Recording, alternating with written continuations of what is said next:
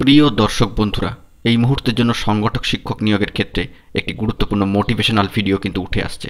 তৎসহ থাকছে গুরুত্বপূর্ণ কিছু তথ্যাদি। এই ভিডিওর মধ্যে চাকরি প্রার্থীরা অবশ্যই সম্পূর্ণ বিষয়টিকে ওয়াচ করবেন এবং ভিডিওটিকে শেষ পর্যন্ত দেখে নেবেন।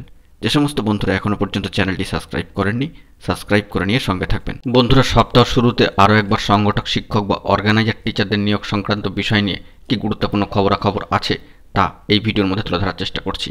বন্ধুরা, একটি বিষয় প্রথমেই জানিয়ে রাখি যে অফিসিয়ালভাবে কিন্তু কোনো খবর আপডেট সপ্তাহ শুরুতে এখনও পর্যন্ত উঠে আসেনি। তবে বন্ধুরা, বেশ কিছুদিন পূর্বে একটি বিষয় আমরা দেখেছি এবং জানি কিন্তু চারিদিকে চাঞ্চল্য শোরগোল পড়ে গিয়েছে যে 41 বছর পর নিয়োগ পেয়েছেন প্রাথমিকের কয়েকজন চাকরি প্রার্থী। সেক্ষেত্রে তাদের 60 বছর কিন্তু চাকরির বয়স উত্তীর্ণ হয়ে গিয়েছে এবং তারা অবসরের বয়সের মধ্যেই চলে গিয়েছেন। তার মধ্যে আবার 4 জন মৃত। অত্যন্ত গুরুত্বপূর্ণ একটি মোটিভেশনাল জায়গা এখান থেকে আমরা লক্ষ্য করছি যে দেখুন, সংগঠক শিক্ষকদের নিয়োগ প্রক্রিয়াটিও কিন্তু দীর্ঘ সময় ধরে থমকে রয়েছে। অফিসিয়ালভাবে এখনও পর্যন্ত কোনো খবর আপডেট উঠে আসেনি। অবশ্যই এলে তা আপনাদের মাঝখানে তুলে ধরার চেষ্টা করব। তবে প্রাথমিকের ক্ষেত্রে একটি গুরুত্বপূর্ণ খবর বেরিয়ে আসছে যে চাকরির বয়স তো দূরস্থান, অপেক্ষা করতে করতে পেরিয়ে গিয়েছে কর্মজীবন থেকে অবসরের বয়সও। কেউ কেউ জীবন থেকে বিদায় গ্রহণ করেছেন, অর্থাৎ পরলোক গমন করেছেন। এমনই 62 জনকে প্রাথমিক স্কুলে চাকরির নিয়োগপত্র দিয়েছে হুগলি জেলা প্রাথমিক শিক্ষা সংসদ, অর্থাৎ হুগলি জেলার টিপিএসসি। এমন 4 জনের নামেও নিয়োগপত্র ইস্যু করা হয়েছে, যেক্ষেত্রে তারা কিন্তু মৃত। জানাজানি হতেই বিষয়টি শোরগোল পড়েছে, সরব হয়েছেন অনেকেই। যদিও অনুসন্ধান করে জানা যাচ্ছে যে 1983 সালে এই নিয়োগ সংক্রান্ত মামলার জট এবং তা কাটতে কাটতেই 41টি বছর। সম্প্রতি জট কাটার পর হুগলি জেলা প্রাথমিক শিক্ষা সংসদের চেয়ারপারসন 66 জনের নামে নিয়োগপত্র ইস্যু করেছেন, যাদের ক্ষেত্রে সকলেরই বয়স কিন্তু 60 বছর পেরিয়ে গিয়েছে।